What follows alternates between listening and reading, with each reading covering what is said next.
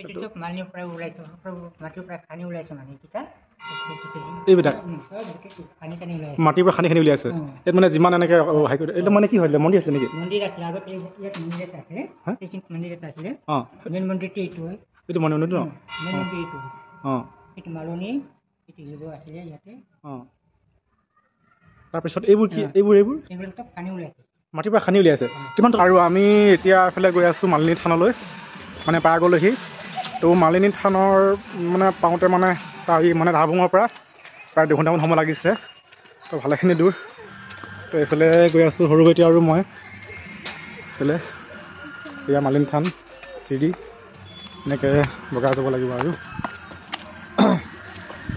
কোনফালে কেনেকৈ যাব লাগিব। এয়া সৰুবতী।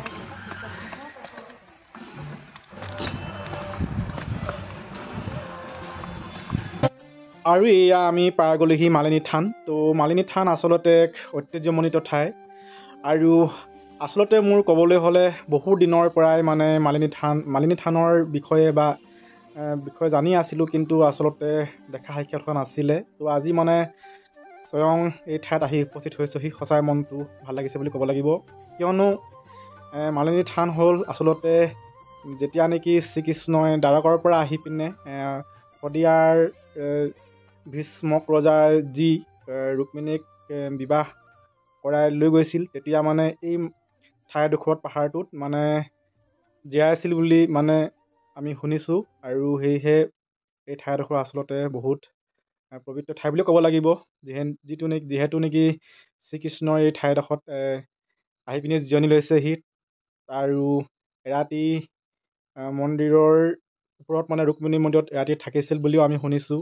সেয়েহে মনটো সঁচাকৈ মানে বহুত নিজকে পবিত্ৰ বুলি ভাবিছোঁ। আৰু এইফালে চাওকচোন, বহু দূৰ দূৰণিৰ পৰা তেওঁলোকে ভক্তসকল আহিছে, তেওঁলোকৰ মনোবাঞ্ছা পূৰণ হয় বুলি কৈছে। ইয়াত মানে পূজা পাতল আচলতে পবিত্ৰ মনেৰে ইয়াত যদি পূজা প্ৰাৰ্থনা কৰে, তেতিয়া মনৰ আশাবোৰ মানে পূৰণ হয় বুলি কোৱা শুনিছোঁ।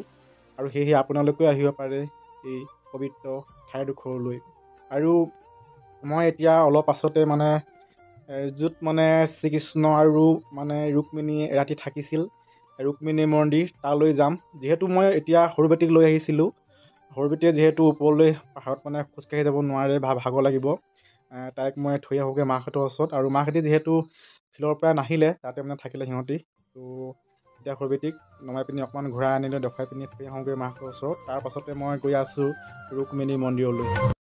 আৰু এতিয়া যিহেতু কমলাৰ ছিজনটো, আপোনালোকে আহিলে মানে ধুনীয়াকৈ ইয়াতে কমলাৰ সোৱাদ ল'ব পাৰিব। তো মালিনী থানৰ তলত চাওক কিমান ধুনীয়াকৈ কমলাবোৰ মানে ধুনীয়াকৈ থৈ দিছে সজাই পিনে। তো ভাল লাগিব, আপোনালোকে আহিব, খাব, ফূৰ্তি কৰিব। আৰু যিহেতু মোৰ ভোক লাগি আছিলে বহুত, তো একো খোৱা নাই। ৰাতিপুৱা ঘৰত কেইটামান ভাত খাই গৈছিলোঁ। তো এইফালে ভোকত তত পোৱা নাই, মই ৰুটি বিচাৰি ফুৰিছোঁ, ৰুটি পোৱা নাই। তো এইখনত পালোঁ পৰঠা। তো এইফালে পৰঠা খাবকৈ আহিলোঁ আৰু ভোকত তত পোৱা নাই, যিহেতু ভোক লাগি আছিলে। এইফালে ধুনীয়াকৈ বাহঁতে দিলে, দেখিছেনে, পৰঠা খাই ল'লোঁ। আৰু আপোনালোকে মানে ৰুক্মিণী মন্দিৰলৈ যাবলৈ হ'লে মানে তো মালিনী থানৰ পাছফালে ৰাস্তাটোৱেদি এনেকৈ আহিব লাগিব। তো এইফালে চাওকচোন, কিবাকিবি মানে খনন কাৰ্যত উদ্ধাৰ হোৱা বস্তুবিলাক আছে বুলি কৈছে। মই ৰুক্মিণী মন্দিৰৰ পৰা আহি লওঁগৈ, তাৰপাছত এইখিনি বিষয়ে যদি কোনো অভিজ্ঞ লোকক পাওঁ, এই বিষয়ে আপোনালোকৰ লগত চিনাকি কৰাই দিম বুলি ভাবিছোঁ। তো এতিয়া মই চিধাই ৰুক্মিণী মন্দিৰলৈ যাওঁ। তো এইফালে চাওকচোন, এনেকুৱা পাহাৰ মানে অলপ পাহাৰ তাৰ পৰা উঠি গৈ থাকিব লাগিব ওপৰলৈ। তো মই এতিয়া গৈ আছোঁ, আপোনালোককো পৰিৱেশটো ধুনীয়াকৈ দেখুৱাই গৈ থাকিম। এইফালে চাওক, ধুনীয়া এৰিয়া, মানে বেছি ভাল নহয় ৰাস্তাটো, হ'লেও মানে এনেকৈ শিলৰ বা কিছুমান ঢালাই দি থৈছে। তো এনেকৈ খোজকাঢ়ি আপোনালোকে যাব লাগিব। ভাগৰটো লাগিবই অলপ, মোৰ মানে বহুত ফেপনি ধৰিছিলে। তথাপিতো মানে ভগৱন্তই য'ত মানে ৰাতি আছিলে, সেই ঠাইডোখৰ চাবলৈ মোৰ বহুত মন গৈ আছে। একদম মানে যিমান কঠিন হ'লেও মই আজি যাম বুলি প্ৰতিজ্ঞা কৰিছোঁ। তো এইফালে আহি আছোঁ আৰু অকলে আৰু এইফালে চাওকচোন, পাই গ'লোহি এয়া ৰুক্মিণী মা মন্দিৰ। তো প্ৰথম দেখিয়ে মনটো মোৰ খুব ভাল লাগি গ'ল। নিজকে একদম বহুত ধন্য মানিছোঁ। আৰু সঁচাকৈ ভগৱন্তই যিহেতু মানে দ্বাৰকাৰ পৰা আহি পিনি আমাৰ অসমৰ এই বা অৰুণাচলৰ এই ঠাইডোখৰত আহি পিনি ৰাতি যিহেতু জিৰণি লৈছেহি, তো সঁচাকৈয়ে কৃষ্ণ ভগৱন্ত বহুত কোটি কোটি ধন্যবাদ বুলি জনাইছোঁ। আৰু তো সঁচাকৈ বহুত এটা ভাল লাগিছে মানে পৰিৱেশটো চাওকচোন, সুন্দৰ পৰিৱেশ। আৰু এইফালে গছজোপাত বিভিন্ন ধৰণৰ কি বুলি কয় টিলিঙা চিলিঙা বান্ধিলে মনৰ আশা পূৰণ হয় বুলি কৈছে। আৰু সেইফালে পাহাৰৰ ক'ৰবাত মানে আকাশী গংগা আছে বুলি কৈছে। মই ভালকৈ নাজানো বাৰু, কেতিয়াবা আকৌ মানে আহিম তো আকাশী গংগাৰ ঠাইডোখৰ চাম তো মই বুলি মনতে ভাবিছোঁ। আৰু এইফালে ৰুক্মিণী মন্দিৰৰ পৰা মই ওলাই আহিলোঁ। তো বেছি দেৰি নাথাকিলোঁ, অলপ দেৰি থাকিলোঁ, আধা ঘণ্টামান। আৰু এতিয়া মই খোজকাঢ়ি গৈ আছোঁ। সঁচাকৈ এটা মনত বহুত ভাল লগা, তথাপিও মানে বুজাই ক'ব নোৱাৰিম আপোনালোকক। তথাপিতো মনত বহুত এটা বিষাদ লৈও মানে বহুত ভাল লগা মনত লৈ এইফালে মই ৰুক্মিণী মন্দিৰ বিদায় দিছোঁ। আৰু এইফালে মই ৰুক্মিণী মন্দিৰৰ পৰা আহি পিনে পাই গ'লোহি এয়া মালিনী থানৰ পাছফালৰ চৌপাশ। আৰু এইফালে এই মন্দিৰটো চাওকচোন, আচলতে যেতিয়া নেকি প্ৰথম মন্দিৰভাগ নিৰ্মাণ কৰা হৈছিল, এই মন্দিৰভাগৰ মূল অংশ বুলি কোৱা শুনিছোঁ এইডোখৰ। তো এইফালে মানে কিবা কাৰণত প্ৰাকৃতিক দুৰ্যোগৰ ফলত হয়তো মন্দিৰভাগ ভাঙি গৈছিল।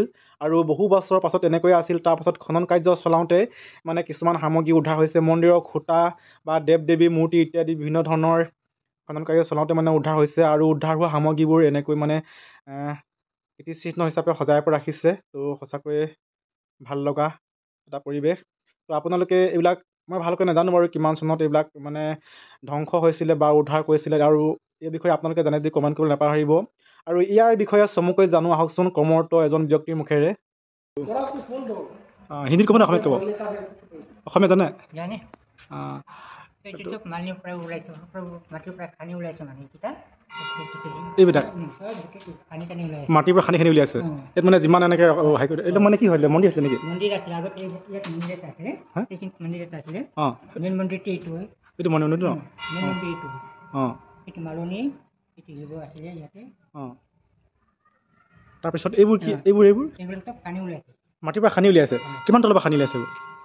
এই পুৰা পাহাৰী আছিলে, পুৰা পাহাৰী আছিলে, পুৰা ওলাই আছে। অঁ, খানি উলিয়ালে। অঁ, চব খানি ওলাইছে। মানে আচল মন্দিৰটো সেইটো আছিলে, মানে মালিনী থানে আছিলে মন্দিৰটো ন? অঁ, এইবোৰ মানে গোটেই খানি আছে। এইবোৰ মন্দিৰ হয় নেকি, নে কি হয় এইবিলাক? মন্দিৰৰ অংশ ন?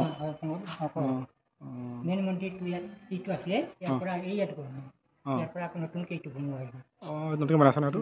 অঁ, তো এইটো এইফালে পানীটো ওলাই থাকে নে কি কৈছে আপুনি ইয়াত? বাৰমাহ পানী ওলাই থাকে ইয়াত? আৰু ইয়াত এই মানে পাহাৰৰ পৰা পানীটো এনেকৈ আহে বুলি কৈছে। তো মানে পানীটো কেতিয়াও নুশুকাই মানে ইয়াতে? মানে পানী বাৰমাহ থাকে নহয় ইয়াতে? বৰষুণ দিলেও নিদিলেও মানে থাকে মানে ন? অঁ, তো ভাল লাগিল লগ পাই আপুনি। আপোনাৰ নামটো কৈ দিব। পানেশ চক্ৰৱৰ্তী। পানেশ চক্ৰৱৰ্তী। অঁ, ইয়াতে কিমান বছৰ হৈছে যিটো আপোনাৰ কাম কৰা? 30 বছৰ পাৰ হৈ গ'ল। 30 বছৰ হৈ গৈছে ন? মানে ইয়াতে একেৰাহে কৰি আছে নে বেলেগত ডিউটি কৰিছে? ওপৰত দি আছে মিউজিয়ামত। ওপৰতে আছিলে ন? মিউজিয়ামতে কৰোঁ। ঠিকে আছে। আৰু সঁচাকৈ শ্ৰীকৃষ্ণই পদধূলা পেলোৱা ঠাইত আমিও আজি পদধূলা পেলাব পাই নিজকে ধন্য মানিছোঁ। সকলোৱে সুখে সন্তোষে থাকক তাৰে কামনা কৰি আজি মন্দিৰভাগ বিদায় দিলোঁ।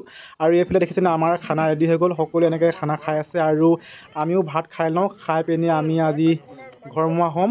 তো সকলোৱে সুখে সন্তোষে থাকক তাৰে কামনা কৰি আজিৰ ভিডিঅ'টো ইমানতে সামৰিছোঁ। Bye bye, love you, take care.